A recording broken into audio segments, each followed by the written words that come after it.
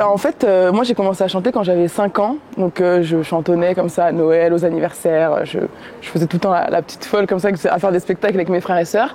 Et à l'âge de 8 ans, je suis allée voir un spectacle avec c'était un chœur en fait de chanteurs, et avec ma mère, j'ai dit à ma mère, mais j'aimerais trop faire ça moi. Du coup on est allé à Créteil faire les auditions pour le conservatoire de Créteil, en pensant que j'allais trouver ma place là-bas.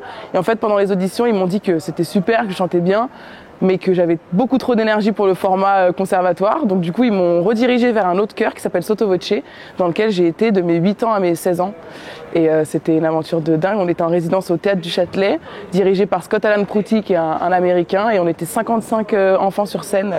C'était un truc de fou. Donc j'ai passé 8 ans là-bas et ça m'a vraiment formée, autant artistiquement parlant que même humainement parlant. Ça fait partie de mon éducation aussi d'avoir été là-bas.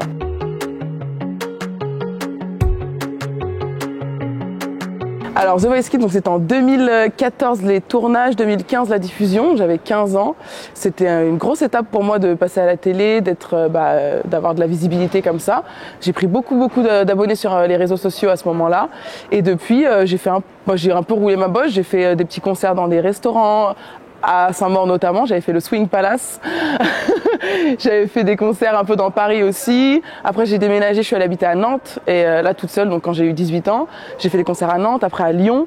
Et ensuite j'ai atterri à Biarritz, on m'a proposé un contrat de travail sur un été pour chanter dans le casino de Biarritz. C'était trop ouf, juste sur 2 mois, et en fait finalement je suis pas repartie. Et donc j'ai commencé à faire beaucoup de dates à Biarritz, à Bordeaux, aux alentours.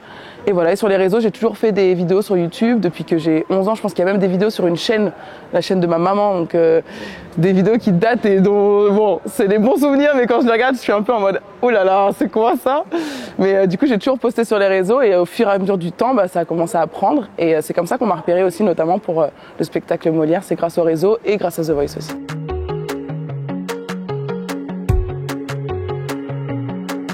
Oui, bien sûr. Alors en fait le spectacle, donc c'est Dov Atia qui le produit. On retrace 40 ans de vie de Molière. Et en fait Molière, ce qui est ouf, c'est que bon, tout le monde connaît Molière, mais à l'école, comme tout le monde, on apprend surtout ses œuvres, mais on n'a pas beaucoup appris sa vie et par les étapes par lesquelles il est passé pour arriver à être le comédien et le écrivain qu'il a été.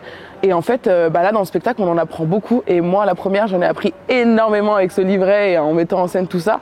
J'étais en mode ah oui, d'accord, mais en fait, il y a tellement de choses qu'on ne sait pas. Et je trouve que pour les écoles, il y a vraiment des gens de tous âges qui viennent ici. Il y a des enfants, il y a des grands-parents, il y a des gens de mon âge. Et c'est ouf parce que tout le monde, je pense, en apprend sur son histoire et ressort un peu en mode ah oui, d'accord. Enfin, parce qu'à l'école, des fois, on nous apprenait Molière, mais c'était pas toujours hyper ludique, quoi. Là, franchement, on en prend plein les oreilles, plein les yeux, et on ressort avec quand même beaucoup plus de connaissances aussi. Donc voilà.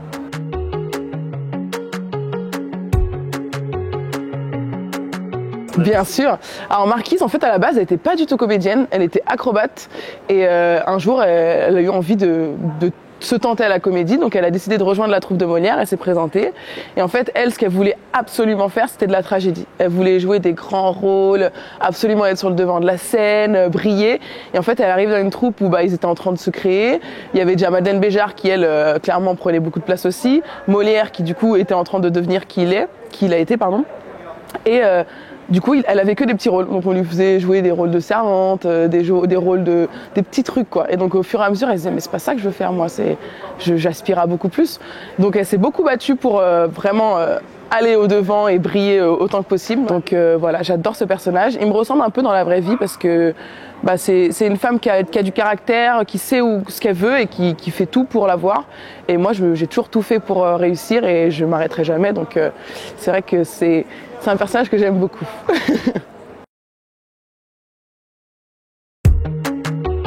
Eh ben, bisous à tous les Saint-Mauriens. Je n'oublierai jamais et je reviendrai toujours dans cette ville que j'aime et qui est dans mon cœur pour toujours.